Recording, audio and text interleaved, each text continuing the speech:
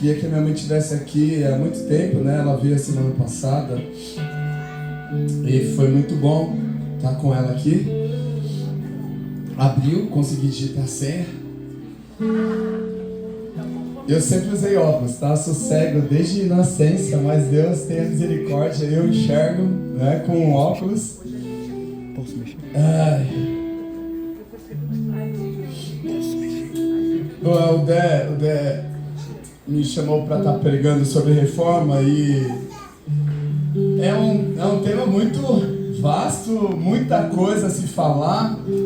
E eu, onde eu fui membro, nunca tive momentos assim de mês de outubro, falar de reforma. Na faculdade de teologia, eu não tive disciplina sobre a reforma. Absurdo, né? E eu falei, o que eu vou fazer? Me ajuda. E eu não quero falar em si só da reforma, a questão histórica, mas algo prático eu quero trazer essa manhã, essa tarde. E o tema seria assim. É meio estranho, mas eu vou explicar por quê. Para reformar, tem que aguentar. Para reformar, terá que não aguentar. Como assim?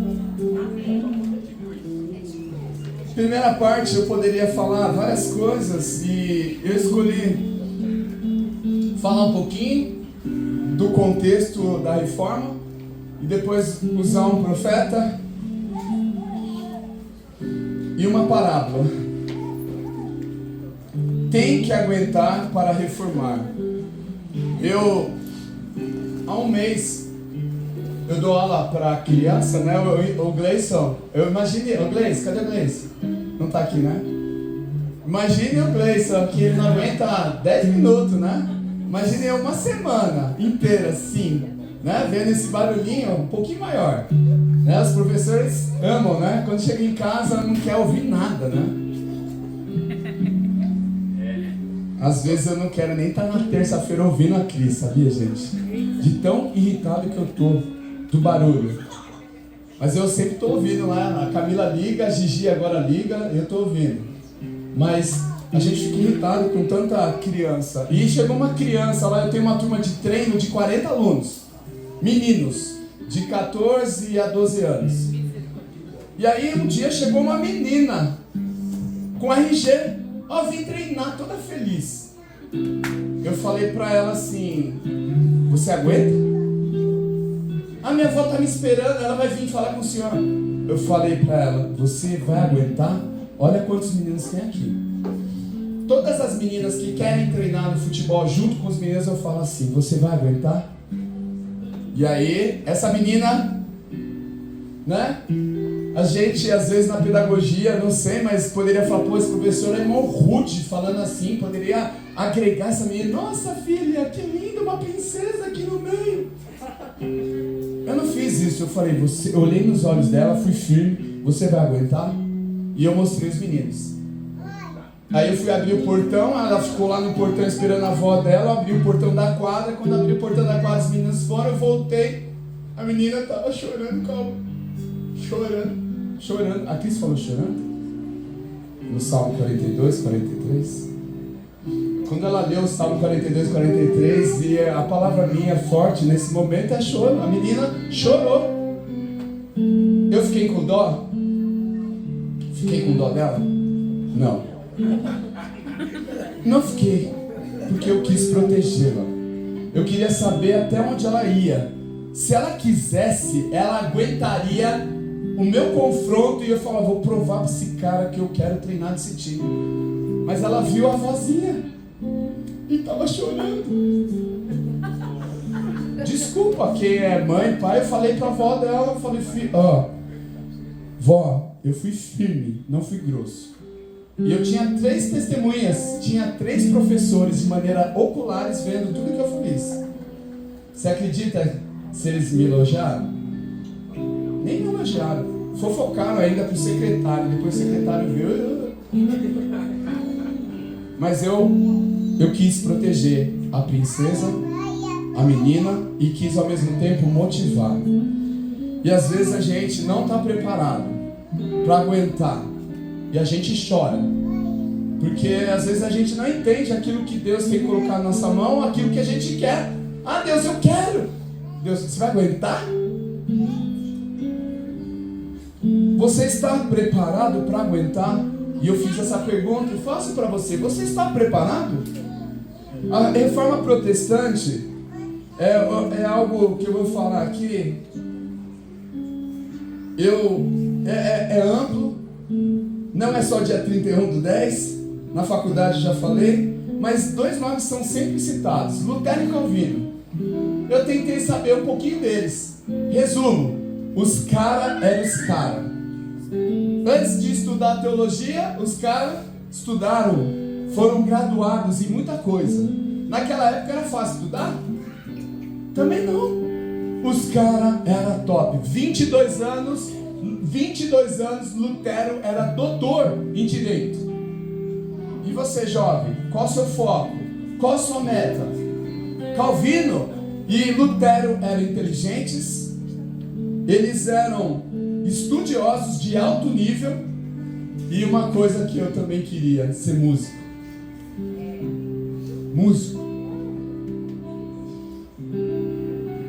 E aí eu falei, não sei nada de reforma, vou perguntar pro meu professor, meu amigo, Saião. E eu achei que ele ia me dar a resposta. Ele falou assim: assiste o vídeo, a live que eu vou fazer. Eu falei, vou ter que assistir. Eu pensei aqui, bem resumidinho, a live em 1h40. Tá bom, tentei assistir, não conseguia. Vou acelerar esse negócio aqui, vou tentar pegar a ideia.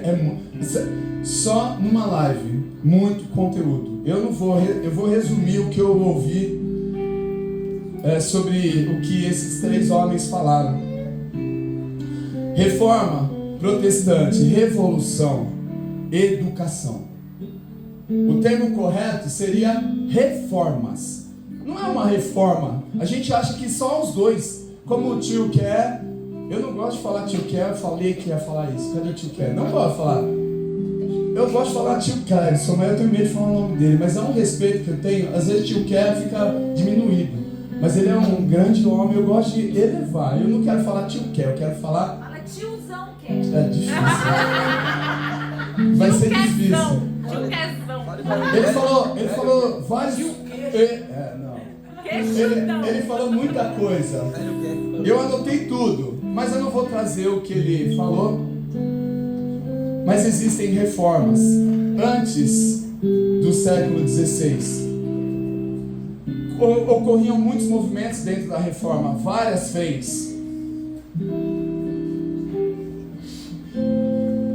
E um sentimento, esgotamento sobre a realidade política, social e religiosa. Esgotamento.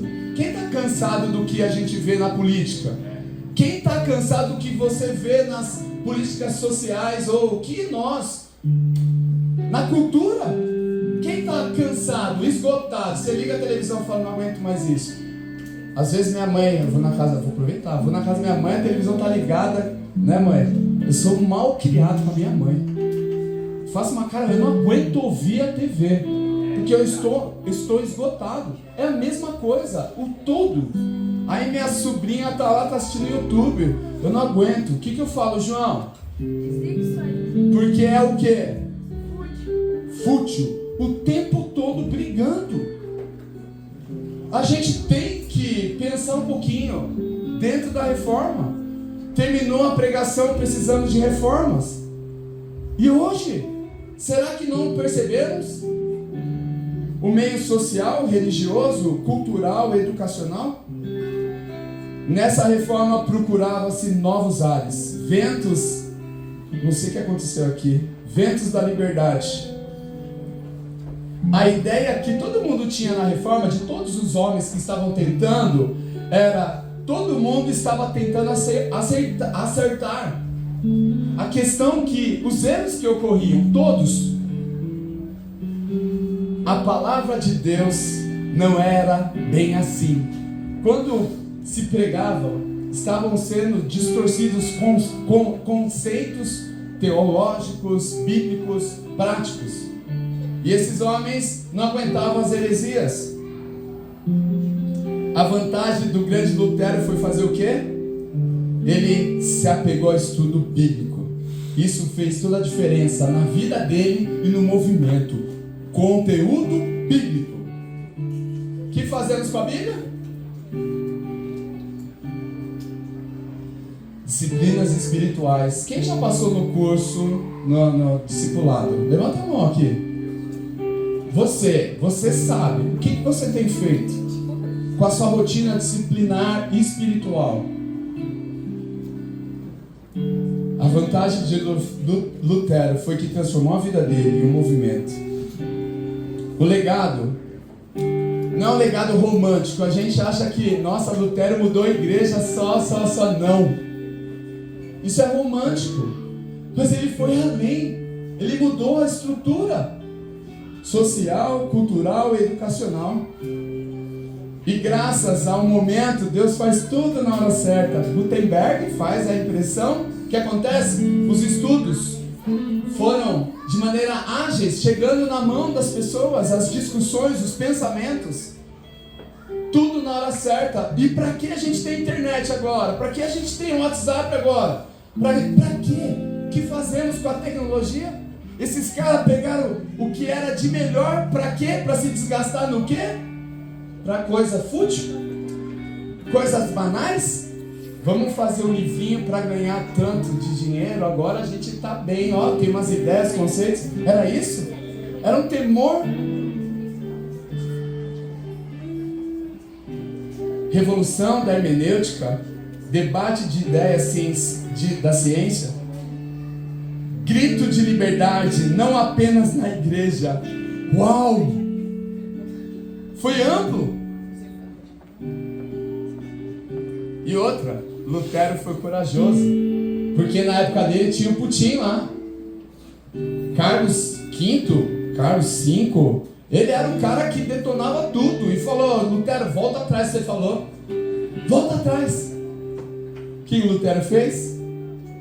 Tem uma frase: eu não consigo voltar atrás, que Deus me proteja.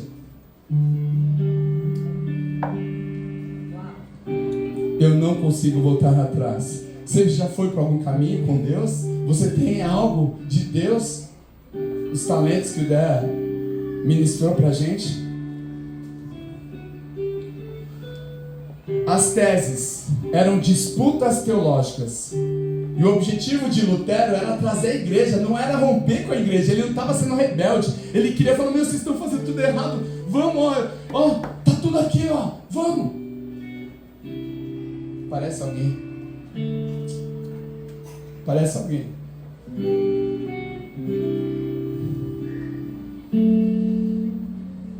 Mas, infelizmente, não entenderam. E aí, Lutero perde a esperança e rompe com a igreja. Não tem jeito, ó, vocês não querem ir comigo? Gente, eu fui membro de uma igreja, né, na adolescência. Meus pais já tinham ido para o bairro da igreja, né, da congregação, e eu fiquei. Vai mudar, né, mãe? Vai mudar. Se eu ficasse lá, eu estava morto. Não mudou nada. E as pessoas continuam sentando no mesmo lugar. Agora diminuiu, né? Mas as pessoas sentando no mesmo lugar. E quando eu sento ali, eu falo: eu tenho que sentar daquele lado ali, ó. Tô preocupado já, eu fico olhando vocês desse lado, nunca sentei aí, um dia eu vou sentar aí, tá bom? Viu? Só que ali é mais rápido, né? O pessoal ocupa, né? Os caras são ligeiros ali. Ali é o boteco, é gospel. Aí a preocupação de Lutero era só com ele? Era só com a igreja? O que o povo vai entender se não entende nada, não sabe nem ler? Na época, existiam 3 dialetos. Na Alemanha, se falava de 3 maneiras. O cara, supra-sumo, juntou tudo isso e conseguiu traduzir a Bíblia. Para um povo dividido, foi unido pela palavra de Deus. Aleluia! E até hoje, o que Lutero fez é aplicado na Alemanha. Cara, cabeça. Eu só tenho cabeça grande. Sistema educacional da Alemanha está lá devido a um homem que não se envolveu apenas com a igreja, mas foi além, foi para fora. E nós, igrejas, o termo quer dizer o quê? Chamados para fora. Ai, tá gostoso aqui, Paulinho canta muito. O Dé é uma bênção. Vamos ficar aqui. Tá bonitinha a nossa casa. A gente precisa entender que fomos chamados para fora. E Deus está nos capacitando. O povo não tinha educação. E a frase que se usava, eu não peguei, mas eu achei interessante, eu não sei quem, mas será impossível um homem ser feliz sem educação. E eu trabalho na educação há 30 anos. E é meu lema, é tentar despertar nos alunos o interesse pela educação. O quanto vai desprender aquela pessoa, o quanto vai ajudar. E essa preocupação dentro da educação trouxe a evolução, quebra de paradigma. A população começou a abrir os olhos. Mas foi educação só? Não, foi um movimento poderoso de Deus. Despertar pessoas. Era o dom. Eu já citei aqui tio Quezão, meu irmão, presbítero retornar às escrituras causa impacto. Sábado passado eu peguei essa ideia. Somos alunos aplicados? Quem faz o discipulado? Tem leitura, tem liçãozinha. A palavra de Deus fala pra gente ser fiel no pouco. E aí o que a gente faz com tudo aquilo? É muita coisa. Mas como que eu faço? Qual a minha rotina de estudo? Não. Tem muita coisa no meu dia, minha rotina. Eu vou levar. Será que somos alunos aplicados? O sistema educacional brasileiro faz assim, vai. Dá vontade de empurrar aqui, não dá. Vai empurrando. 5 tá bom. Eu discuti a semana toda com os meus alunos. Meus alunos não estavam fazendo aula. E aí o que eu falei pro coordenador? Esse ano, terceiro bimestre, o terceiro ano, ensino médio, os cavalão vão ficar com vermelho. Não aguento. Aí fica conselho de sala de aula, de escola. Os terceiros anos, quem ficou com vermelho? Foi tudo comigo. Eu falei, meu Deus, está errado. Fiquei conformado. Nenhuma disciplina, português, matemática, ninguém com vermelho. Eu falei, meu, está errado. E a gente está evoluindo, crescendo. Lê, você está falando de cultura, mas a gente precisa se despertar a isso. A Cris manja pra caramba, fala sempre. Tem que aflorar em todos nós a expansão. Porque Lutero pegou o quê? Mordeu, comeu a Bíblia. Ele vivia aquilo, mas intensamente. Ele compreendia o que estava acontecendo na cosmovisão daquele mundo. Ele quis mudança. Não só ele, não estou usando Lutero, mas a ideia aqui é de todos os reformadores. Eles tinham a noção que estava acontecendo. Será que temos a noção do que acontece na sua cosmovisão, na sua vida, na sua casa? Será que você percebe? Eu sou um cara chato em casa, já entro, desliga. O João sabe, né, João? O Azaf, não era Azaf, agora é João. Eu brigo com ele o tempo todo. Porque eu vejo o movimento na escola, 30 anos vendo os meus alunos se perdendo. Somos medianos. Eu acho que é o tempo de despertar, sair dessa mediocridade que Deus nos colocou nessa região e falar, eu quero mais. Eu quero fazer mestrado, eu quero estudar, eu quero ajudar as pessoas. Eu não posso ainda. Minha energia é para outras coisas. Mas, Lê, você está falando só estudo. Não é isso. A palavra de Deus fala em Oséias que meu povo perece por quê? Por falta de conhecimento. Qual o seu conhecimento? Criptonitas lá, ó, criptomoedas. Eu nem sei o nome do negócio. Bitcoin, aposta. Que é? Dancinha do TikTok, não aguento. Né? Tem umas musiquinhas que aparecem em casa lá falando, eu já ouvi isso daqui. Para, não aguento. Coitado do meu filho. Ou sorte dele. Eu falo para os meus alunos. Os meus alunos falam, coitado do seu filho. Não, eu queria ter a sorte dele. Aí Deus vai cobrar mais dele. O problema é dele.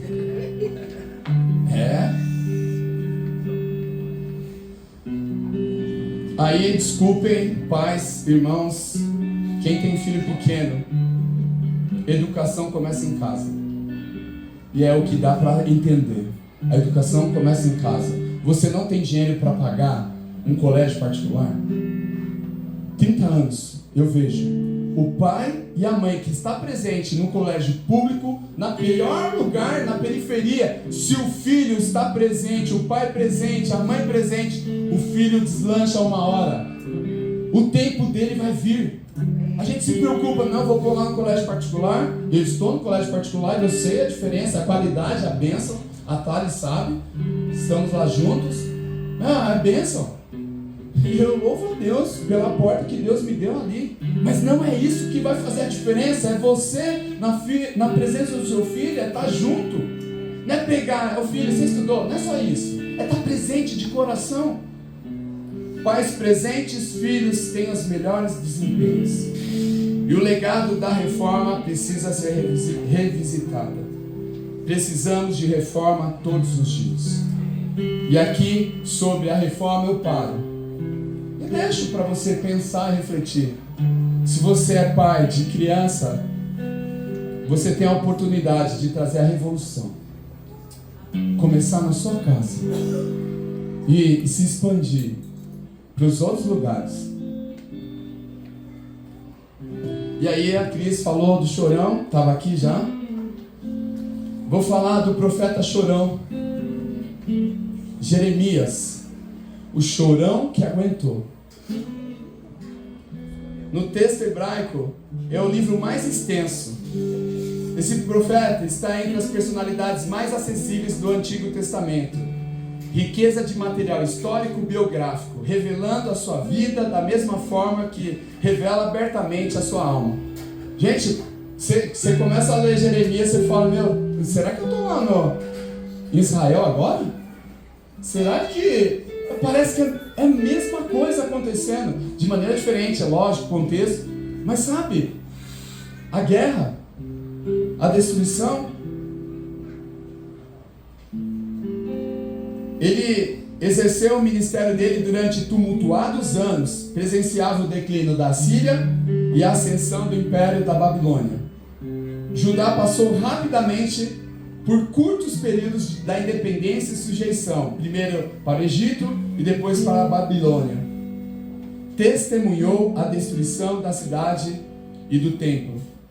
O que aconteceu com esse profeta, o grande homem de Deus? Foi perseguido, chicoteado, posto no tronco por um guardião do templo, acusado de traição, rebelião, sofreu conspiração, foi preso numa cisterna e detido no átrio da guarda. Tudo bem? Parece Paulo, né? Tá lascado. Quem quer ser um profeta assim? Por que será o apelido dele é chorão?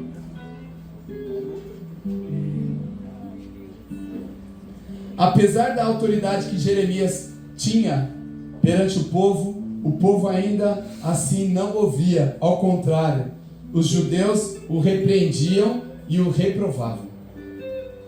Cara, fica quieto, você está falando demais. Não quero ouvir nada que você está falando. Conheceu uma grande tristeza no coração quando viu o julgamento divino prestes a tomar conta de Jerusalém. E ele fala, sofro, só sofro. Estão oferecendo os filhos a Baal. O que a gente faz com os nossos filhos? Voltando de novo. Será que quando a gente liga a TV, quando a gente permite alguns jogos, o que a gente está oferecendo? A gente não está pondo ele na fogueira, não?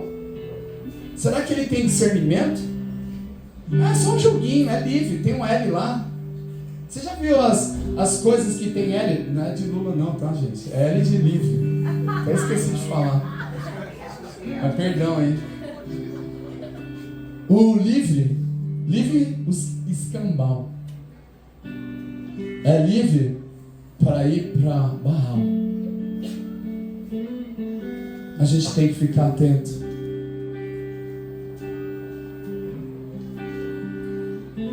Tem muita curiosidade no livro. Eu não vou ler ainda, vou ler, daqui a pouco eu vou ler texto, tá, gente? Jeremias tem um momento que ele compra escritura e terreno. No momento que não era para comprar nada. E Deus fala para ele comprar. Você compraria um terreno que você sabe que nem vai usar? Loucura! Que coisa louca! Era ele. Foi preso, lançado na cisterna, com lamas, sem pão, na cidade. Ele ia morrer. E um etíope, um oficial do palácio, ele falou que Jeremias vai morrer, não tem pão, não tem nada, esse cara está lá na lama.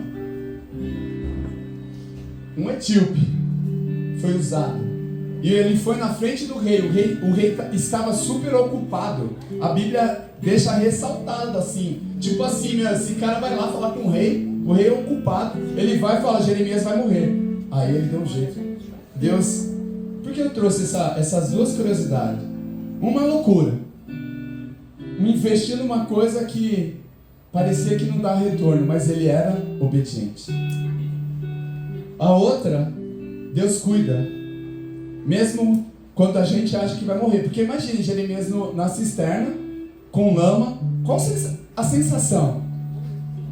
A Bíblia não fala, mas Deus cuida. Mesmo ninguém vendo. Mesmo um cara que, sabe, às vezes conheceu Jeremias, ficou admirado com ele, falando, mas esse cara está onde? O que fizeram com ele? Deus vai usar alguém para abençoar a gente quando a gente estiver, sabe, na lama. Jeremias, agora vamos ler um pouquinho. Jeremias 29, do 4 ao 9, na NVI mesmo. Só Romanos que eu vou pedir na NVT, tá bom? Todos aí que eu falar NVI, tá bom? Jeremias 29, 4 ao 9. Assim diz o Senhor dos exércitos, o Deus de Israel, a todos os exilados que deportei de Jerusalém para a Babilônia: construa casas e habitem nelas, plantem jardins e comam de seus frutos, casem-se e tenham filhos e filhas, escolham mulheres para casar-se com seus filhos e deem as suas filhas em casamento para que também tenham filhos e filhas, multipliquem e não diminuam, busquem a prosperidade da cidade para a qual eu deportei e orem ao Senhor em favor dela, porque a prosperidade de vocês depende da prosperidade dela, porque assim diz o Senhor dos exércitos, o Deus de Israel: não deixe que os profetas e adivinhos que há no meio de vocês os enganem, não deem atenção aos sonhos que vocês os encorajam a terem. Eles estão profetizando mentiras em meu nome, e eu não o enviei, declara o Senhor. Quando eu leio esse texto, eu vejo, busquem a prosperidade. A oração e o posicionamento mudam realidades. Sabe, irmãos, isso é real. O povo estava indo para um lugar que ninguém queria ir. Aconteceu isso com você já? Você mora num lugar, você gosta, às vezes, você fala, eu não queria estar nesse lugar, nesse bairro. Você orou? Você buscou a prosperidade nesse bairro, nessa cidade? Isso é um sentimento de um reformador. De intermediar o povo com Deus. o povo não está bem, a cidade não está bem, eu vou começar a orar. Não vou fazer política, eu vou buscar prosperidade naquela cidade que eu não queria. Vou dar um exemplo, sabe, irmãos? A gente orou 5 anos por Suzano, a gente não queria estar em Suzano. Aí eu não queria estar na Rua Poá em Suzano. Eu não queria. Meu sonho era ter uma casa em Poá, mas o dinheiro não deu. Eu fui morar em Suzano, na Rua Poá. A Rua Poá é judiadinha ainda, mas foi pior. Eu vou dar um exemplo que eu falei com alguns irmãos. Gente, não tinha portão nas casas. O meu portão era um portão de ferro, tudo enferrujado. E quando chovia, eu tinha que esperar a chuva passar. Porque era tanta chuva que eu moro na descida, no final da rua, sem saída. E a água passava com o carro. Se eu tentasse ir pro portão, eu acho que eu ia cair no bueiro lá. Que tem um bueiro perto de casa lá também, do ladinho. Sabe, eu comecei a orar por portões na rua, eu e a Cá. Orava.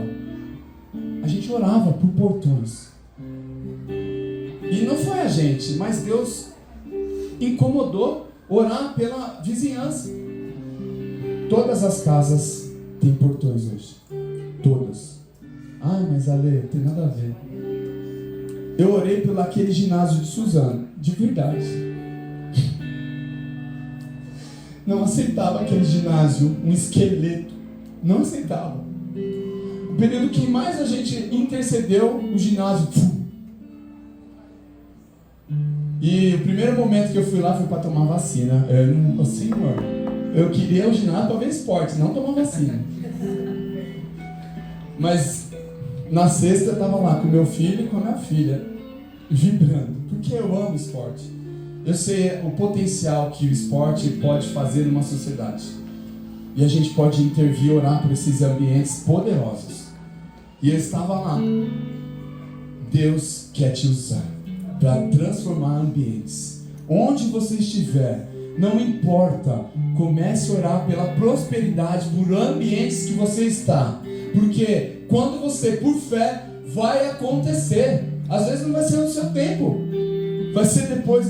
Povo, Jeremias falava, vocês vão voltar depois de 70 anos. Fica aí. Nós vamos ler mais pra frente. O rei que não obedeceu se lascou. Ele ia ficar na boa.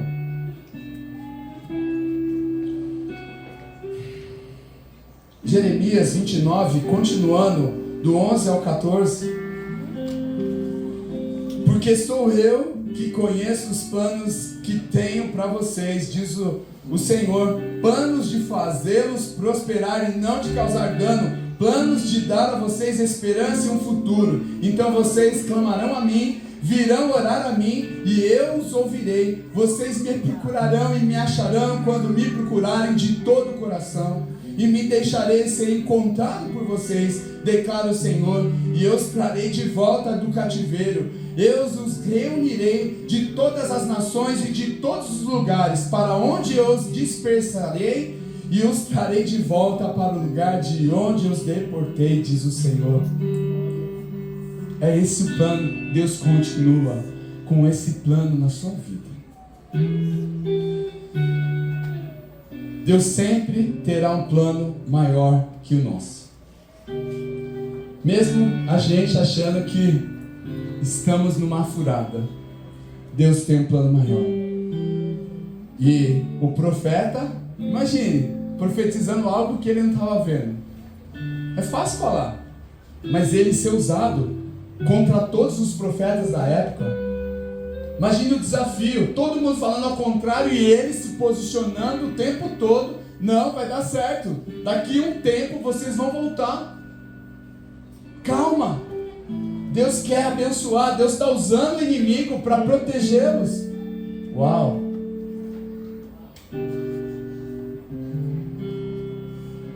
Será que Deus usa o chefe? Usa os nossos ambientes que a gente está para nos forjar? Para a gente confiar nele? Será que a gente enxerga como profeta? Jeremias 31, do 7 ao 14. O cuidado e o zelo do Senhor com os seus. Eu não vou nem ficar explicando, mas eu quero que Deus fale com você. Olha o que acontece, Deus, o profeta falando, Deus usando o profeta: cantem de alegria por causa de Jacó, gritem exaltando a principal das nações, proclamem, deem louvores, dizendo: o Senhor salvou o seu povo, o remanescente de Israel.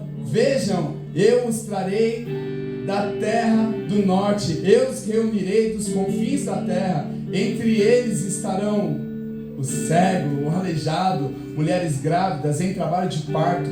Uma grande multidão voltarão com choro, mas eu os conduzirei em meio às consolações.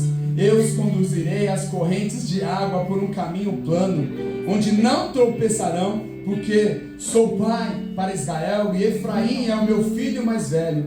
Ouçam a palavra do Senhor, ó nações, e proclamem nas ilhas distantes: aquele que dispersou Israel o reunirá, como um pastor vigiará o seu rebanho. O Senhor resgatou Jacó e o libertou das mãos do que é mais forte do que ele. Eles virão e cantarão de alegria nos altos de Sião.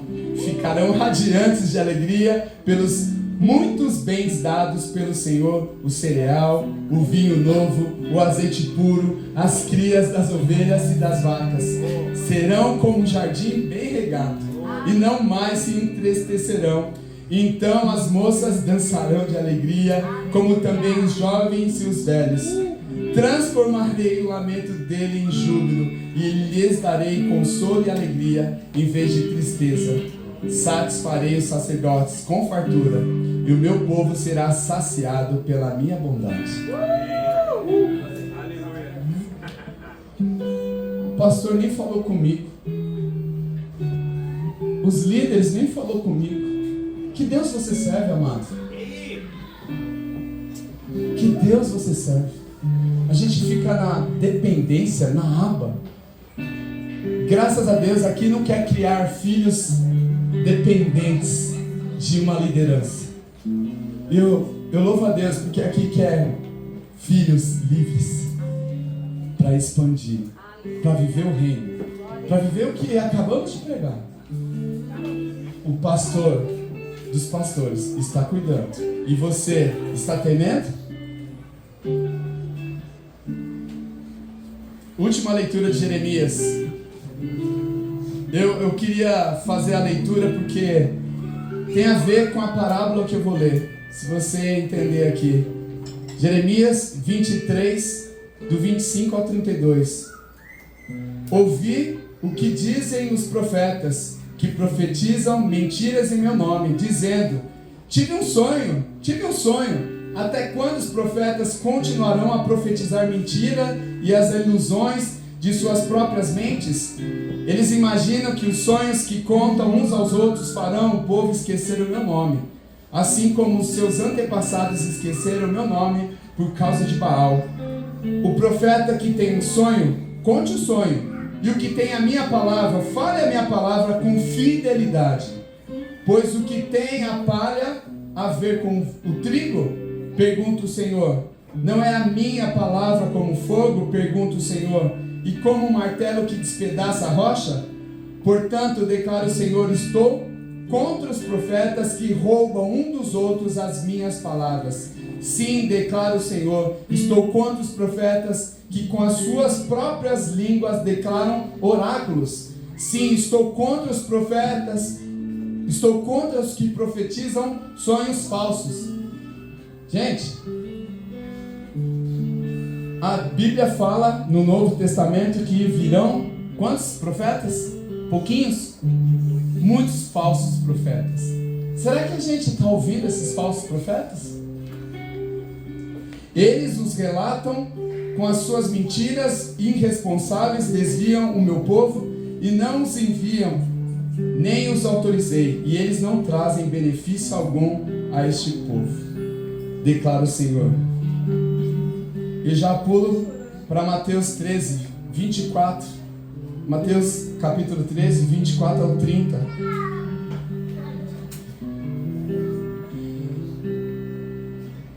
Jesus lhes contou outra parábola, parábola, dizendo: o reino dos céus é como um homem que semeou a boa semente em seu campo.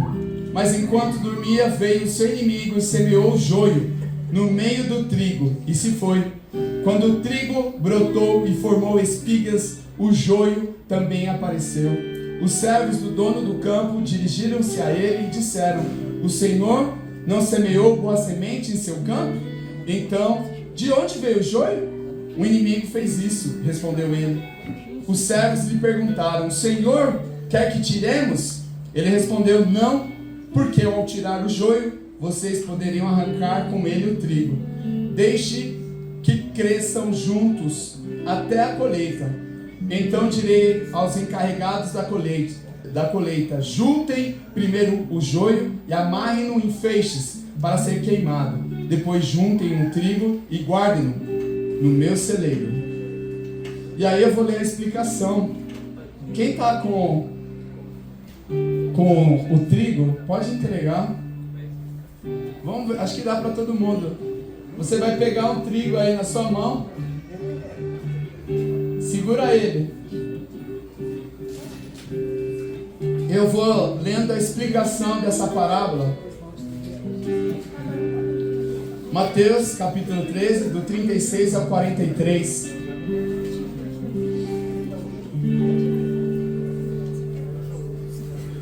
Estão perguntando, calma, vou responder.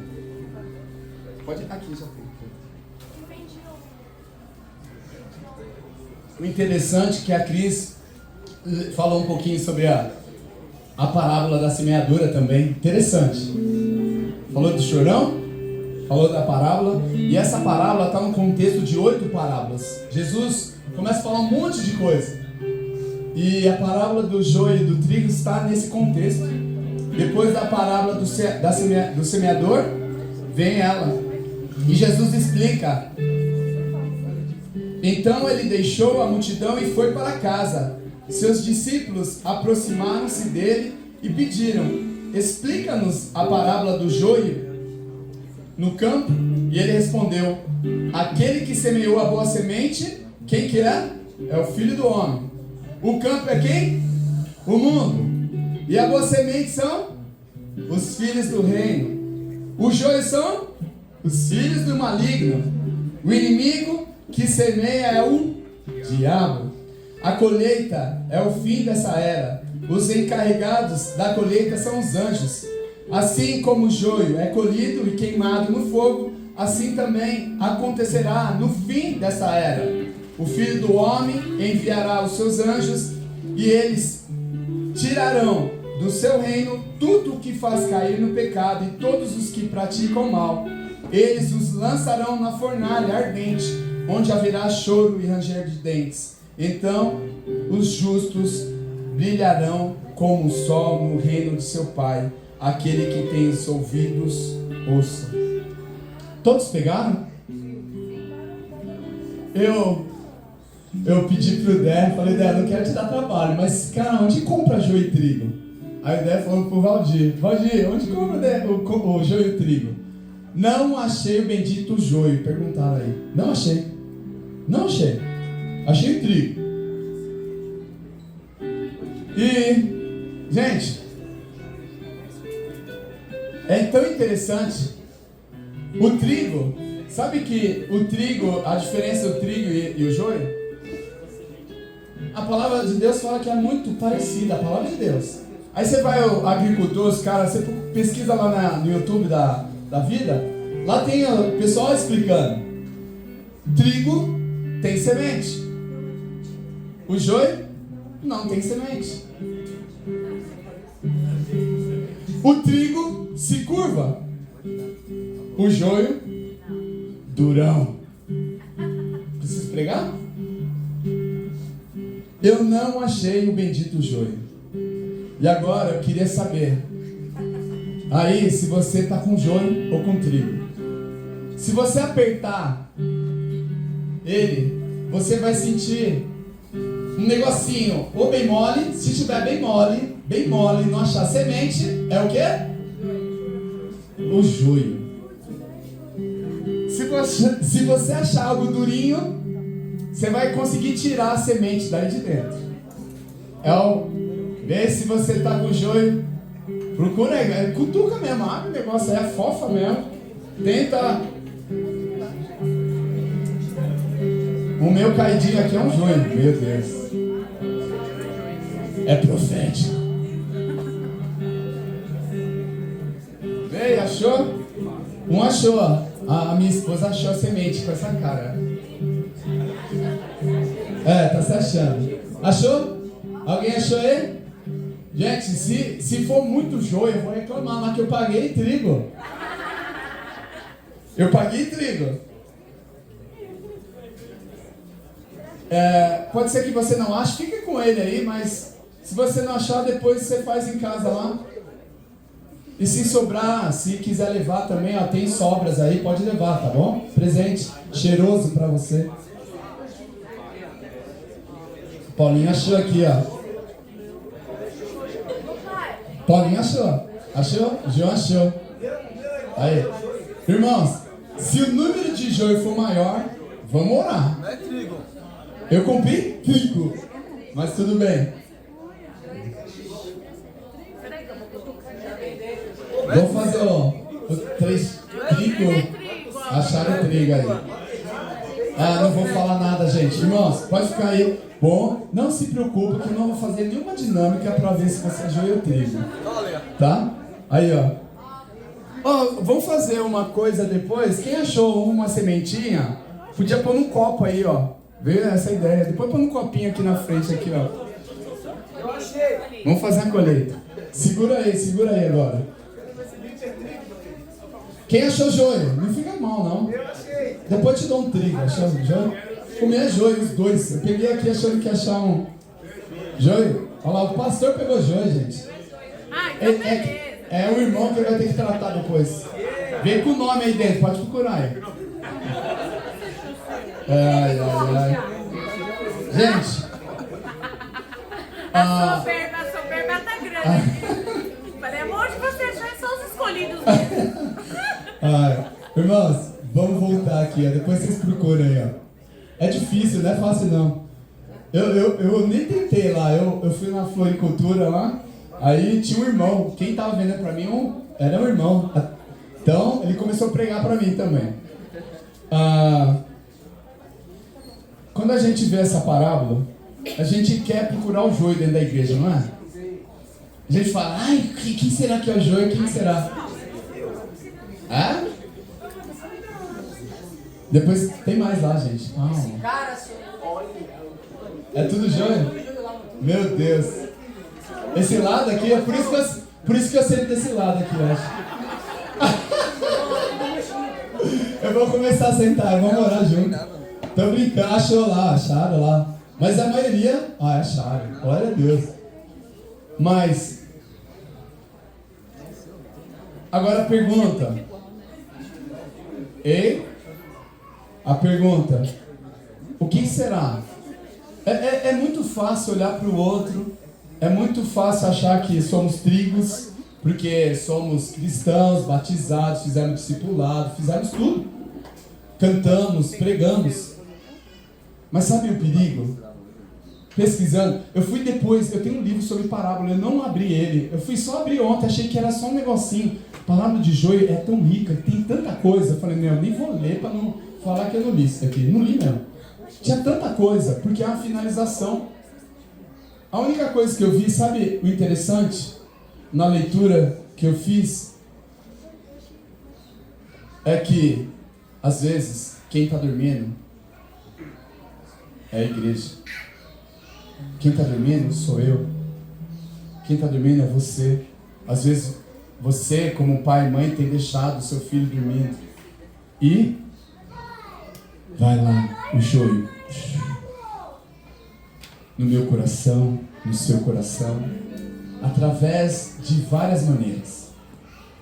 Não é uma semente literalmente, mas estamos, de alguma forma, a gente está sendo semeado. Aí quando o inimigo vem, a gente tira rapidinho para não criar raiz já. A gente percebe. É minha luta lá na TV, no celular com meus filhos. Só que tem hora que eu não vou estar em casa. Tem hora que eu não vou poder cuidar deles. Tem hora que o meu olhar, se não estiver bem, vem uma sementinha. E vai, aos poucos, minando ou se confundindo o trigo e o joio no meu coração e no seu coração. E aí na hora da colheita tem mais joio do que trigo. E o texto que eu li em Jeremias fala de palha. E o texto que eu li agora no Novo Testamento é joio. Só que quando é joio, isso daqui vira palha. E palha vai pro fogo.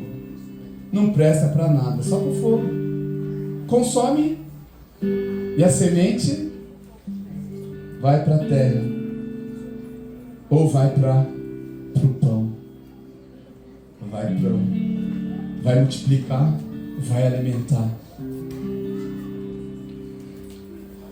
Eu falei da reforma da parte de ter que aguentar. E tem a parte, eu não aguento mais. Você está vivendo qual parte? Para reformar, não tem que aguentar. Tem um livro de, infelizmente, um pastor que lá nos Estados Unidos, ele tem muito boato, a gente não sabe. Ele tem um livro chamado Descontentamento Santo, Bill Hybels. Ele infelizmente disse que ele caiu, mas a obra que ele teve, a gente é fácil acusar, é fácil apontar, mas é um homem, sujeito. Às vezes o inimigo foi lá, plantou a semente, o joio, e foi crescendo na vida dele, mas ele escreve um livro muito assim, resumindo, o Descontentamento Santo. Frustrações que impulsionam a mudança de vida, a quebra de paradigma. Nós precisamos não aguentar mais muita coisa. Se você é um cristão, tem que falar assim, eu não aguento mais. No livro ele fala, o momento Popeye. O Popeye lá, quando não aguenta mais, ele tem que comer o espinafre lá para ficar fortão, que ele não está aguentando mais a opressão do inimigo lá, o Brutus. Ele fala isso no livro, resumidamente. O inconformismo, o quebra de paradigma, o Romanos 12, 1, 2. Vamos lá, NVT, todo mundo conhece esse texto. Portanto, irmãos, suplico-lhes que entreguem seu corpo a Deus, por causa de tudo que Ele fez por vocês, que seja um sacrifício vivo e santo, do tipo que Deus considera agradável. Essa é a verdadeira forma de adorá-lo. E, o que está falando aí? Lê aí, vamos igreja, 1, 2, 3.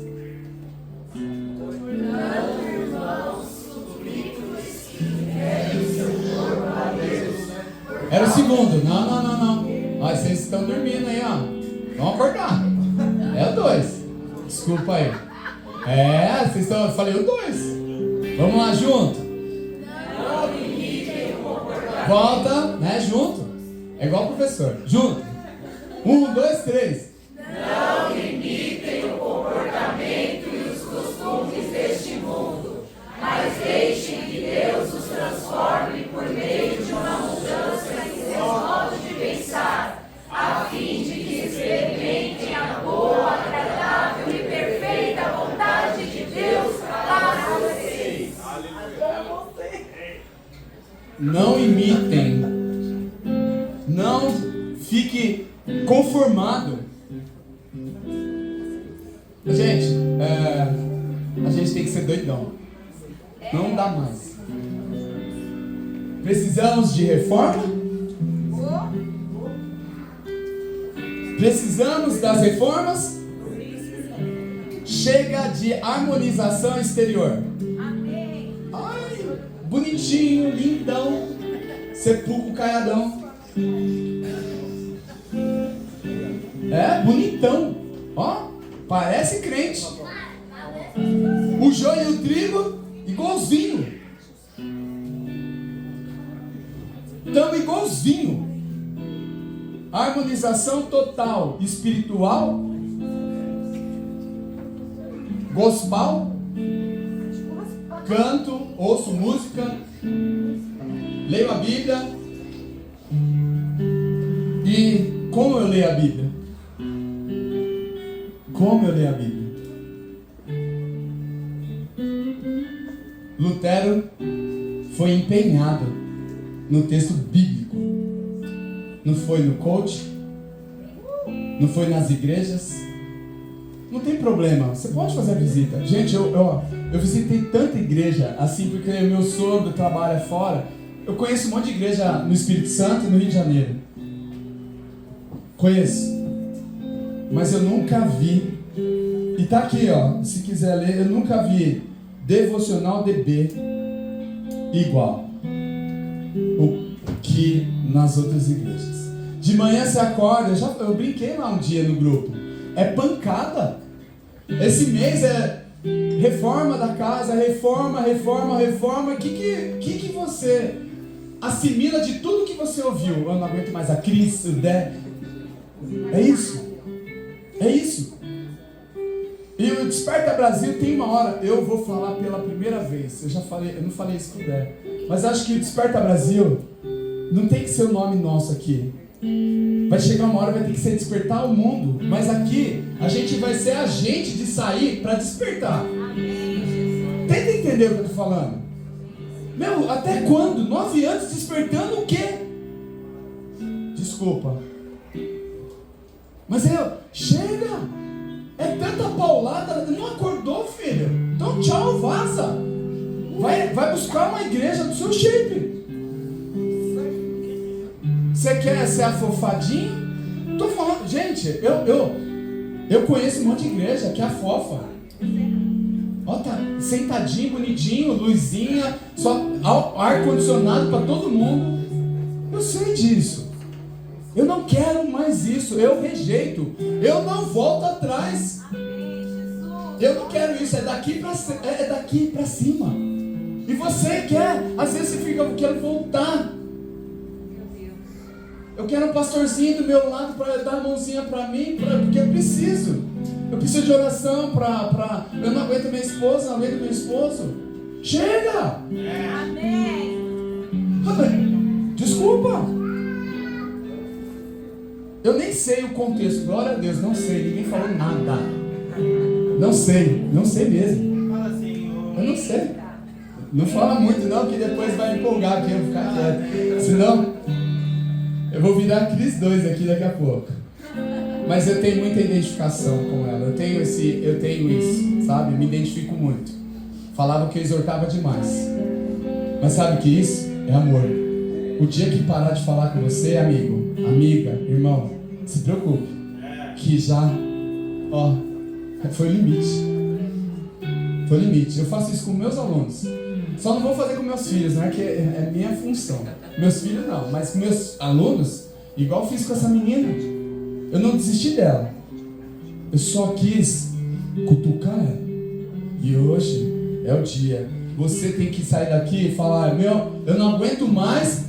E eu aguento o limite da minha carne, eu vou além, eu vou conseguir, e eu não aguento mais o ambiente que eu estou, da minha família, do meu trabalho.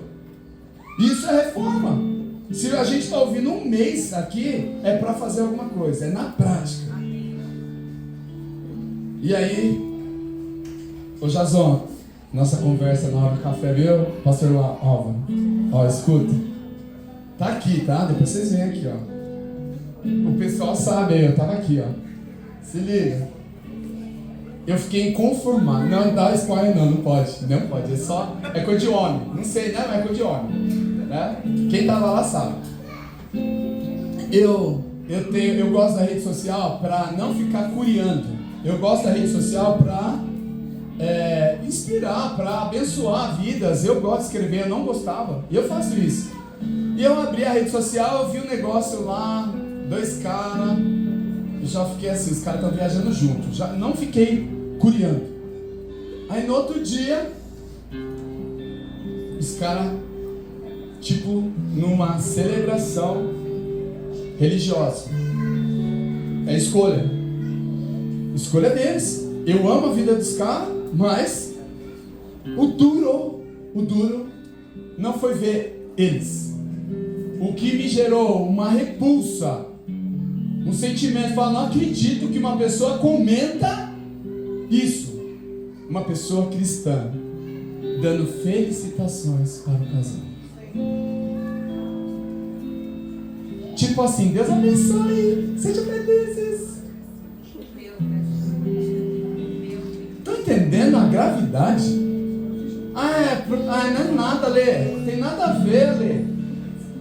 A gente não percebe, a nossa cosmovisão está tão contaminada, a nossa vida está tão suja, a nossa vida está mergulhada na lama. É a lama que é para matar a gente nem percebe, está tudo bem. E a gente faz um comentário assim, casalzinho, sejam felizes, Deus abençoe. Não dá. Eu posso amar esse casal e orar por ele, pela vida dele, mas abençoar a vida dele, a aliança dele, eu estou indo contra Deus.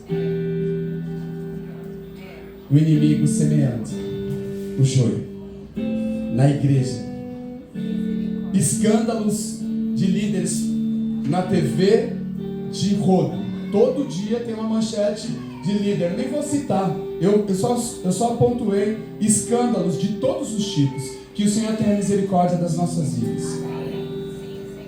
Martin Luther King, em seu discurso de agradecimento pelo Prêmio Nobel da Paz, disse: recuso-me a aceitar a ideia de que a passividade da natureza atual do homem o torne mortalmente incapaz de alcançar o eterno sentimento de dever que sempre o confrontou. Isso que ele está falando é um sentimento de sobrepuja, sabe? A passividade. É o que a Cris fala. O que ela fala? Comigo não morreu. É tipo isso. Comigo, é isso? Comigo não morreu? Vai morrer com você? Tudo isso vai morrer com você? Até quando? Comigo não morreu. Não vai morrer comigo. Temos que ter sabedoria, temos que ter discernimento, temos que ter inteligência para atuar na sociedade. Mas ali eu não consigo. Deus vai te usar. Às vezes você não precisa falar nada, só atitude. Não podemos voltar para trás. Temos que gerar mudanças em nós e por onde estivermos. Somos as boas sementes do mundo. E eu termino aqui com uma oração. Feche seus olhos. Eu não sei o que Deus falou com você. Foi muita informação, confrontação, ou se você de verdade não entendeu o que eu falei, você precisa entender e tomar um choque de realidade. O que você está fazendo aqui? Porque, como o Dé falou, a Cris fala, você tem uma missão. A gente lê uma vida com propósito para quê? Só para cumprir lição? A liçãozinha para ser um membro de uma igreja? Ou para ser algo muito maior? Ter uma missão, um foco. Deus te chama. Você é um trigo. Você não é joio. Se o inimigo tem plantado na sua vida, em nome de Jesus, que o Senhor desperte, dê entendimento. Deus, eu quero colocar, Senhor, tudo que foi falado nas tuas mãos, e que teu Espírito Santo venha agir na tua igreja, Senhor. Que o teu Espírito Santo venha nos realmente confrontar, sondar o nosso coração e ver se alguma coisa que não pertence ao Senhor. Senhor, eu te peço perdão, porque às vezes nós dormimos e o inimigo, de alguma maneira, ele semeia o joio. Pai, em nome de Jesus, queremos tirar das nossas vidas. Senhor, queremos ser trigo, queremos ter sementes em nossas vidas. Pai, a reforma foi feita há muitos anos atrás, mas a reforma é para hoje, é para sempre, enquanto estivermos nessa terra. Ajuda-nos, eu te peço. E capacita a tua igreja para a tua glória, em nome de Jesus. Em nome de Jesus.